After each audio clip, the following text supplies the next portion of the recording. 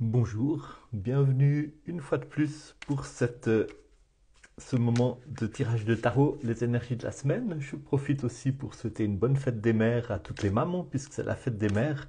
Et puis pour souhaiter aussi tout le, voilà, une belle journée aux femmes qui ne sont pas mamans. Et que pour les unes et pour les autres, cette journée soit une occasion de sentir, d'expérimenter quelque chose de la bienveillance et de l'accueil de l'univers à votre égard. Et puis, mon intention, c'est vraiment que ce tirage de tarot vienne rejoindre chacune, chacun de vous et vous communiquer un message qui vous soit utile, un message qui vous parle, un message qui, d'une manière ou d'une autre, rencontre quelque chose lors de la synchronicité pour venir vous parler dans votre situation précise, dans votre situation concrète, que ce soit un message qui vous parle des énergies en ce moment à l'œuvre, en vous, autour de vous, pendant cette semaine, que ce soit aussi peut-être quelque chose de plus global, un conseil que vous avez besoin d'entendre en ce moment particulièrement, qui vient tomber à pic dans ce moment où vous êtes en train d'écouter. Voilà. Pendant que je parle, que j'exprime mon intention, je finis de brasser, je coupe et je tire la première carte, le dessus du paquet. 8 de denier. Le 8 est un chiffre d'harmonie. Vous savez, il y a une progression de 1 à 10 dans le tarot qui est très jolie quand on regarde les figures géométriques, qui est une progression depuis le point, en passant par le triangle et le carré, jusqu'à s'approcher le plus possible du cercle. Et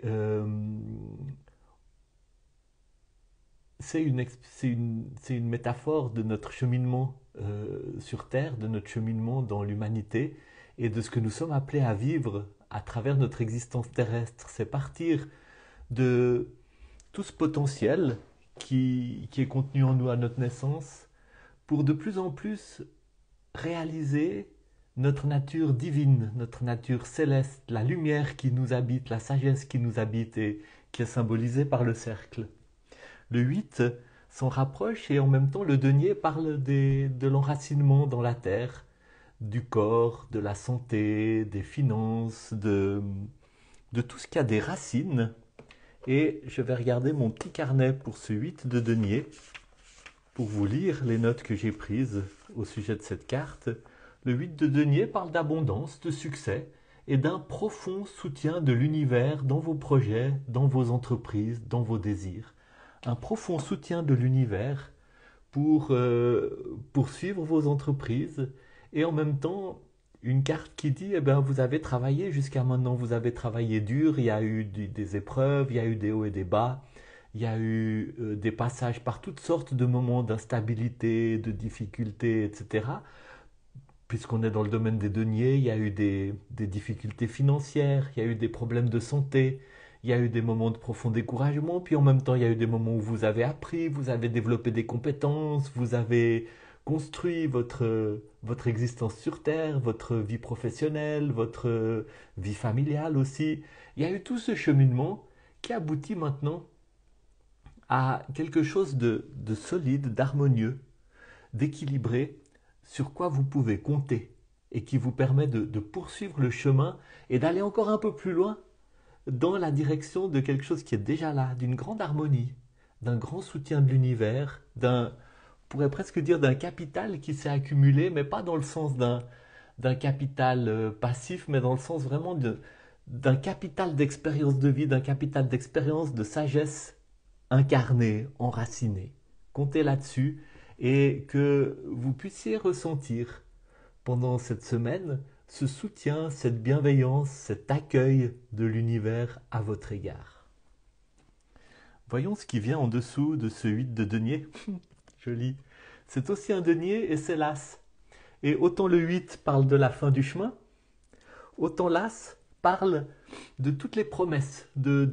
C'est très fort un as, hein. C'est vraiment la carte qui dit mais tout est là et il y a maintenant quelque chose de nouveau qui va se déployer, il y a quelque chose de nouveau qui est encore là en germe, mais qui est là très puissant. Là, Il n'y a rien de plus puissant qu'une graine, d'une certaine manière, et en même temps, il n'y a rien de plus insignifiant qu'une graine, mais tout l'arbre est déjà dans la graine, pour autant que la graine rencontre les conditions nécessaires pour se déployer. Là, il y a une carte qui dit, en même temps qu'il y a un profond soutien de l'univers et que vous pouvez compter sur tout ce que vous avez appris, accumulé, construit au fil de votre existence, hein, au fil de toutes ces expériences que vous avez faites, autant vous pouvez compter sur quelque chose qui arrive au bout, qui est solide, autant il y a quelque chose de nouveau qui est en train de naître et ça n'est pas contradictoire, les deux vont ensemble. Il y a un profond soutien de l'univers pour quelque chose de nouveau qui continue à concerner l'enracinement, peut-être le business, peut-être la santé, peut-être la famille, etc. En tout cas, il y a une belle promesse dans ces deux cartes ensemble. Et je tire la carte qui est sous le paquet et où on a l'empereur. L'empereur, c'est un arcane majeur. L'empereur qui vient un peu surmonter ces deux cartes. L'empereur, c'est le masculin sacré, c'est, je pense dans ce tirage-là en tout cas, c'est le symbole de tout ce qui est nécessaire pour que un projet puisse non seulement se déployer, exploser, bonjour, mais s'installer dans la durée. L'empereur, dans la géométrie du tarot, c'est le carré, c'est le 4. Hein. C'est celui qui pose les bons fondements, qui met en place un équilibre extrêmement solide.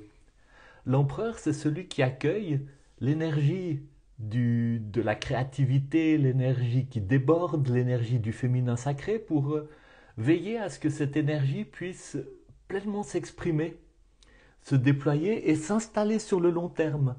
L'empereur, c'est peut-être celui qui va, dans le cadre d'une affaire, aider à mettre en place un business plan, veiller à ce que les bonnes assurances soient conclues, s'occuper de la comptabilité d'une manière vraiment solide, réfléchir au long terme, réfléchir à l'avenir pour que le jaillissement d'énergie, la créativité, puisse non seulement s'exprimer et puis donner quelque chose de beau, mais aussi s'installer, s'enraciner et tenir sur la durée.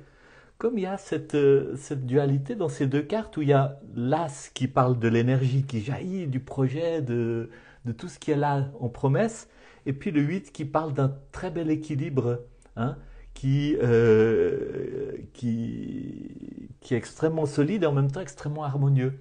L'empereur, il a ce rôle d'accueillir le projet et d'aider ce projet à trouver ses racines, à trouver son long terme, à trouver sa solidité, à trouver son... C'est un protecteur, voilà, c'est un protecteur, c'est un soutien, c'est un aidant. Alors ça peut parler de... Peut-être si vous êtes là en train de développer un projet, ça peut vous dire que vous avez besoin de faire appel aussi à ce qu'il y a en vous, qui est de cet ordre-là, qui est capable de veiller et de planifier et d'organiser. C'est peut-être une carte qui dit aussi qu'il y a ce soutien, cette bénédiction sur le projet que vous êtes en train de déployer, de,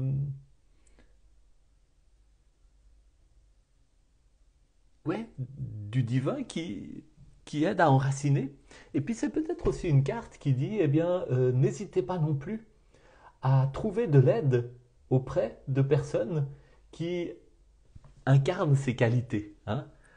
Pas le masculin qui contrôle, qui profite, qui veut la rentabilité à tout prix et qui persécute finalement, qui restreint, qui torture hein, la créativité, etc., en voulant tellement la faire entrer dans un cadre rigide.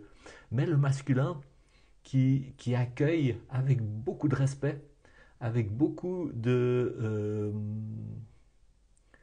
d'admiration aussi, qui se met au service hein, de cette énergie féminine, de cette énergie qui jaillit du chaos, qui jaillit de la créativité, qui jaillit du fond de la terre, hein, et pour que l'énergie vitale puisse se déployer, cette énergie de printemps, cette énergie de l'impératrice qui accueille cette énergie pour l'aider à se canaliser, à s'installer, à pousser ses racines, à poser ses fondations et à construire les murs pour que le projet puisse s'établir et être une source de bénédiction pour beaucoup, pour longtemps.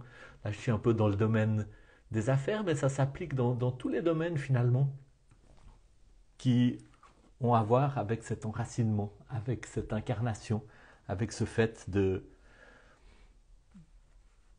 considérer comme extrêmement valable, précieux, important ces choses de la terre, hein, ces choses de la terre, ces choses du concret, ces choses du matériel, qui sont comme l'écrin, hein, le réceptacle dans lequel quelque chose de spirituel peut se déployer, peut